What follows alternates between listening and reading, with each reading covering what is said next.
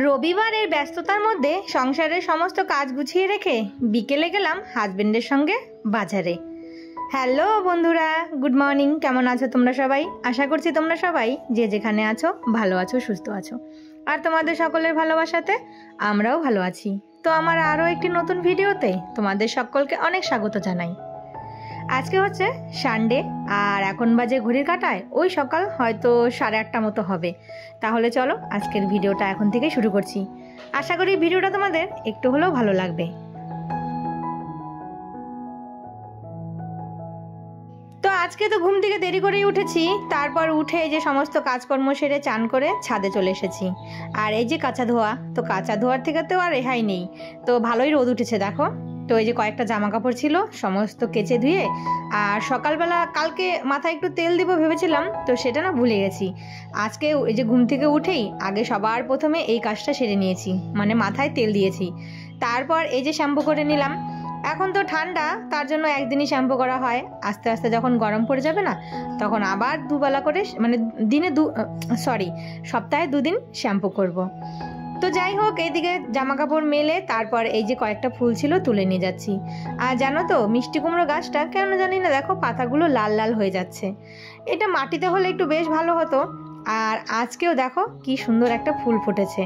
তো এই যে একটা ফুল কার মুখে দিবে বলো তো?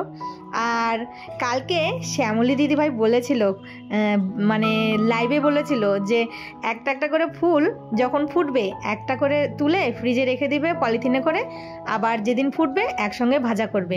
কিন্তু একটা ফুল রেখে দিব, আবার 2-3 দিন পরে আবার আরেকটা ফুল ফুটবে, ততদিনে ওই ফুলটা না নষ্ট হয়ে যাবে। তাই সেই দিন একটা পেয়েছিলাম, সেটা ছোট ছেলেকে ভাজা করে দিয়েছি। আর আজকেরটা দেখি কাকে করে দেই। আর এই যে ঠাকুর ঘরে চলে এসেছি। তো চলো আগে পুজোটা সেরে নেই। ফুল টুল গুছিয়ে নিয়েছি, আর এইদিকে তোমার হচ্ছে ঠাকুর ঘরটাও পরিষ্কার করে নিয়েছি। আর ঠাকুরের বাসনটা তো আমি আগের দিনই সন্ধেবেলা, মানে সন্ধে দেওয়ার সময় বাসন তুলে একবারে মেজে রেখে দিই।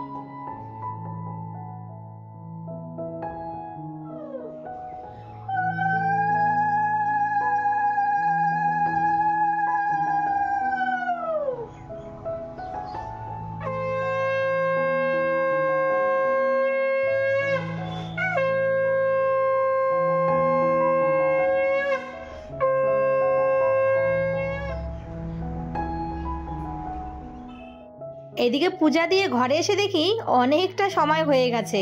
কেন বলো তো? উঠেছি দেরি করে। তারপরে এই যে রান্নাঘরে এসে দেখি অনেক সময় হয়ে গেছে, কেননা চান টান পুজো করতে অনেক সময় লেগে গেছে। তারপর তাড়াতাড়ি করে সবার প্রথমে আগে ভাতটা বসিয়ে নিলাম। আর এদিকে মাছ মাংস সব এনেছে, এগুলো সব ধুয়ে গুছিয়ে রেখে দেবো। রবিবারে এমনিতেই দেরি, তার মধ্যে আরও দেখো নিয়ে এসেছে ছোট মাছ। আর এই মাছ কাটতে তো কত সময় লাগে তোমরা তো জানোই। তো চলো, যতই দেরি হোক চা তো একটু খেতেই হবে। চা না খেলে আর মনে হবে না যে দিনের শুরুটা, মানে কেমন জানি না, এনার্জি পাবো না। তো যাই হোক, 1 কাপ চা আগে খেয়ে নিই। আর তোমরা একটু বাইরের আওয়াজ হয়তো নিশ্চয়ই পাবে। কেন বলো তো? আমার পাশে বসে আছে পাকা বুড়ি। আর পাকা বুড়িকে বলেছি কথা বলবি না, তবুও না, ও খেলা করছে তো একটু আওয়াজ করছে, তো সেই আওয়াজটাই হয়তো তোমাদের কাছে যেতে পারে। তো যাই হোক, একটু মানিয়ে তোমরা দেখে নিও। তারপর ওইদিকে চাটা খেয়ে চলে আসলাম বিছানাটা গোছাতে। তো এদিকে তাড়াতাড়ি করে বিছানাটা গুছিয়ে তারপর চলে যাব রান্নাঘরে আবার। কেন এদিকে বিছানাটা হাজব্যান্ড বলেছিল যে আমিই তুলে দিই, তো আমি বললাম যে না, একবারে আমি বিছানাটা গুছিয়ে তারপরেই রান্নাঘরে যাই। আর আজকে রবিবার, রান্না করতে তো আমার অনেকটা সময় লেগে যাবে। তো ওইদিকে সকালে খাবার জন্য না একদিকে বসিয়েছিলাম পালং শাক, আর একদিকে বেগুন ভাজা। তো এসে দেখি হাজব্যান্ড শাকটা নেড়ে চেড়ে মানে প্রায় হয়ে এসেছে, আর ওইদিকে বেগুন ভাজাগুলোও একটু উল্টিয়ে দিলাম। তো ওকে বলেছিলাম যে কড়াইটা একটু দেখো, তো ওইদিকে ভাজাগুলো যদি পুড়ে যায়। তো ওইদিকে আমি বিছানা তুলছিলাম, আর এদিকে ও দেখো কি সুন্দর বেগুন ভাজা আর হচ্ছে শাকটা করে ফেলেছে। তো যাই হোক, এইদিকে এইভাবে হাতে হাতে একটু করে দিলে আমারও কিন্তু অনেকটা হেল্প হয়।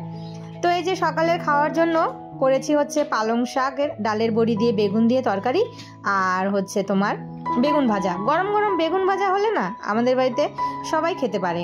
তো চলো সকালের খাওয়াটা সেরে তারপর আবার কথা বলছি তোমাদের সাথে। তো বন্ধুরা, বাজে হচ্ছে 11:40। তো 12টা বাজতে বেশি দেরি নেই। এদিকে সকালের খাওয়া দাওয়া হয়ে গেছে, দেখতেই পেলে হাজবেন্ড। আমি ওইদিকে বিছানা গোছাতে গেছিলাম, তো হাজবেন্ডকে বলেছি যে বেগুন ভাজাটা বসিয়ে গেছিলাম। সকালে খাওয়ার জন্য করেছিলাম পালং শাক, ডালের বড়ি দিয়ে, বেগুন দিয়ে, আর হচ্ছে বেগুন ভাজা শুকনো লঙ্কা দিয়ে। তো সকাল সকাল দেখবে ভাজা পোড়া মানে সেদ্ধ দিয়ে কিন্তু খাওয়া হয়ে যায়, গরম গরম ভাত তো ভালো লাগে খেতে। তো এখন হচ্ছে সমস্ত মশলা টশলা রেডি করে নিলাম। পেঁয়াজ রসুন আদা তো কালকেই ছুলে রেখে দিয়েছিলাম। তো করব হচ্ছে দুপুরের জন্য মাটন আর হচ্ছে তোমার বাঁধাকপির ঘন্ট। তো মাছ এনেছে হচ্ছে বোয়াল মাছ আর ছোট মাছটা এখনো কাটাই হয়নি, মানে ছোট মাছ কাটতে গেলে অনেকটা সময় লাগবে। তো রান্নাটা বসিয়ে তারপরে হচ্ছে ছোট মাছগুলো কাটবো। আর এদিকে মাটনের মশলাটা রেডি করে নিলাম, এখন মিক্সিতে পেস্ট করব। আর ওদিকে বাঁধাকপি কেটে ধুয়ে নিয়েছি। তো চলো রান্নাটা বসিয়ে দিই, নাহলে রান্না করতে করতে আবার অনেকটাই দেরি হয়ে যাবে। এই যে দেখো বাঁধাকপি কেটে একদম ধুয়ে রেডি করে নিয়েছি। আর এই যে হচ্ছে মাছের মাথা, আর এইদিকে সমস্ত মশলা এগুলো সব কেটে টেটে নিয়ে নিলাম।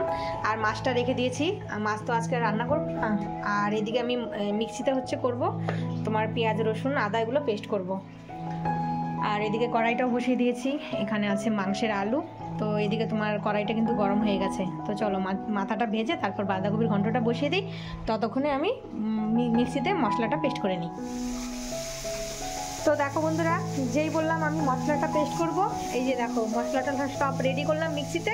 আর অমনি চলে গেল কারেন্ট। তো এখন এই যে কারেন্ট নেই, এখন এই মশলা পেস্ট করবো কী করে। তো এই ঘন্টটা হতে থাক, ততক্ষণে যদি লাইন চলে আসে তাহলে মশলাটা পেস্ট করে নেব, না হলে পাটাই করতে হবে।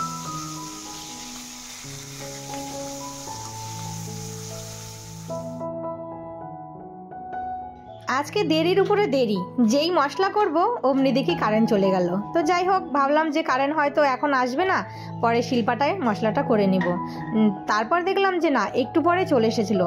আমি আর সময়টা নষ্ট না করে তাড়াতাড়ি করে আগে মিক্সিতে মশলাটা করে নিলাম, যদি আবার কারেন্ট চলে যায় আবার সেই পাটা বের করে মশলা বাটতে হবে।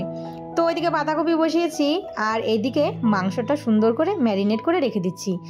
আর এই ফাঁকে না আমি ছোট মাছগুলো ভালো করে কুটে কেটে নিয়েছি, একদম ধুয়ে এই যে এখন কন্টেনারে ভরে রেখে দেবো। এগুলো আর আজকে খাবো না, কালকে।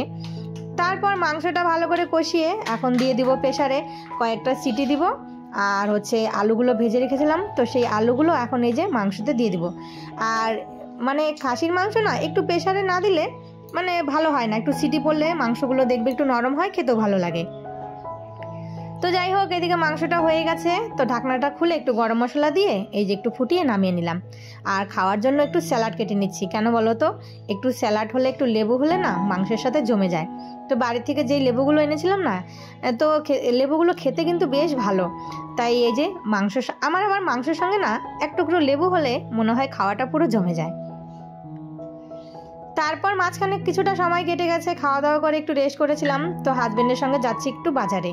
আজকে তো আমাদের মানে বাজারে হাট বসেছে, তো চারিদিকে দেখো শুধু সবজির দোকান। আর আমি আসলাম একটাই কারণে, সেটা হচ্ছে একটু পার্লারে যাব।